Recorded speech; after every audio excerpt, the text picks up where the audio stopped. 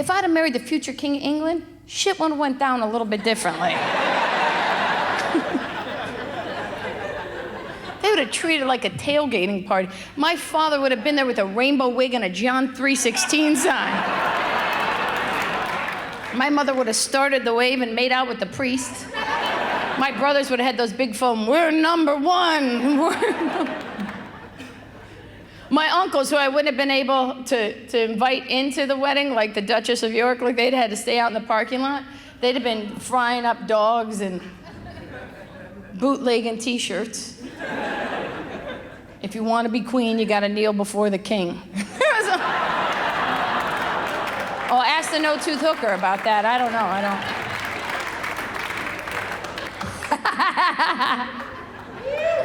You laugh and you learn when you find the funny. I don't know. What I went through to have my son, and I don't mean physically, none of that stuff. I just mean to keep my job.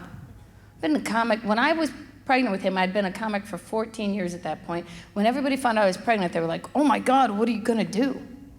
Well, what do you mean? I'll never forget to take my birth control pill again. What do you mean?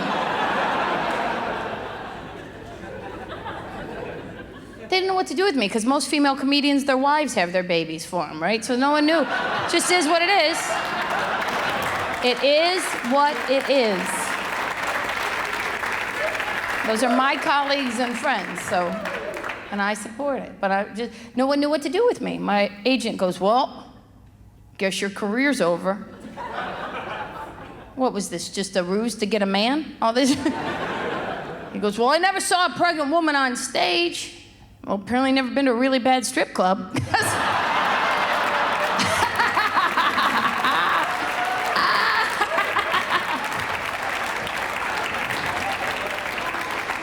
It's just a 2-for-1 dance is all that is. That's all that is.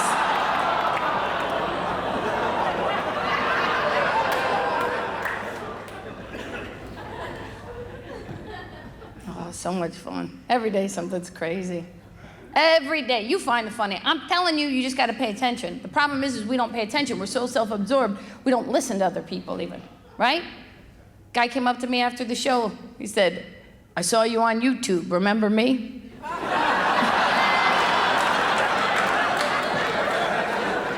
I got his number in case my cousin's line is busy, because you just never...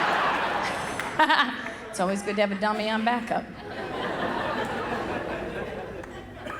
You find the funny. And I can only tell you how to help you do, I can only help you to find the funny, because it's happened to me. It's happened to me. I was publicly humiliated once that I didn't know how I was gonna get out of bed. I was supposed to be on the 2nd season of Dancing with the Stars. At least that's what I thought. No one was watching that show. It was not popular then. 2 days before I was supposed to start rehearsal, I got a phone call. They said, Tammy, we're sorry, but we're going in a different direction. So I got GPS, where are you going? I will follow you. I will stalk you like Sacagawea with MapQuest. Where are you going?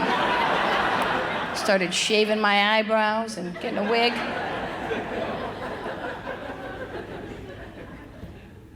They stunt casting, because Hollywood is flaky. You know who they chose over me? Heather Mills McCartney. Yes, that's why that show became popular. Because Heather Mills, you know who she is? She used to be married to a Beatle. She's an amputee. You don't even know a bad day at work till you've been replaced on a dancing show by a one-legged broad, okay? You gotta start finding the funny fast. Tried to choke myself to death. That doesn't work, you pass out and your hands fall off your throat. And you breathe and suck at 2 things. That's my favorite joke. If you get that, great. If you don't, put your head down and rest, because that is the delineating line joke. True story. It's a bad day. I was humiliated. I wasn't paying attention. I got in a car accident. I was okay, but the airbag imploded, hit me in the face. My lips were swollen. But it was Hollywood, so people never thought I looked better. Oh my God, who did your lips? Cadillac, get the hell away from me.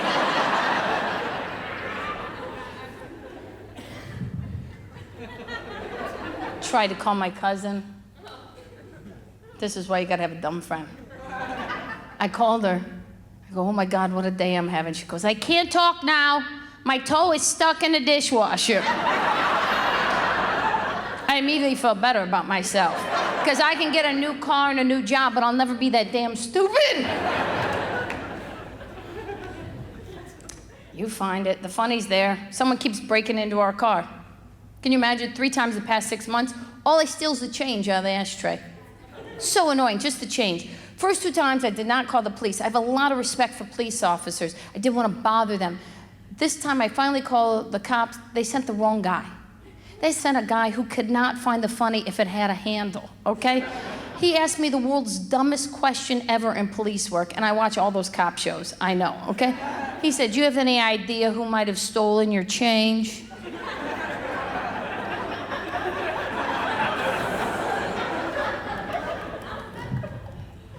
The president?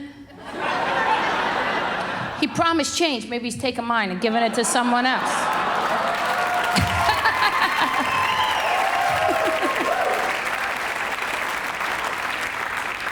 No, I don't mean that in a political way at all. I could care less what your politics are. But a lot of people who don't have a sense of humor take that in a political way. You know who you are because your ass is tight right now.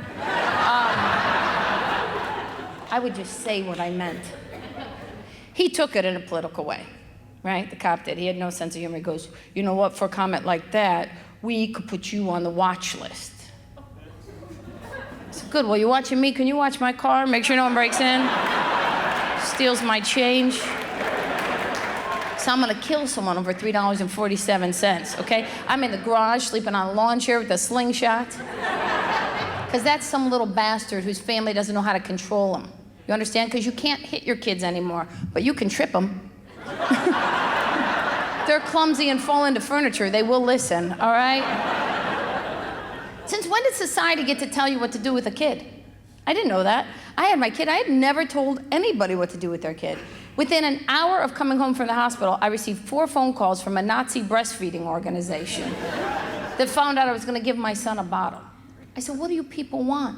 The lady goes, "We'd like to come over and nurse your baby." I said, "My baby's fine, but my husband could use some attention.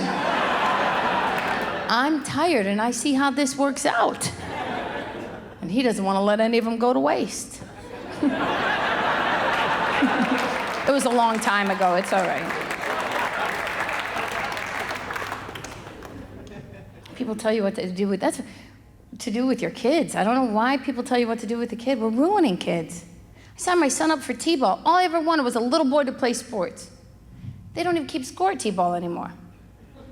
Because everybody's a winner. Not really.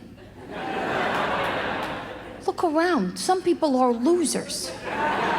Innately. And if you don't teach your kid how to lose and figure out a way to come back and win, then he's going to live with you in his underwear and cowboy boots behind the screen door for the rest of his goddamn life.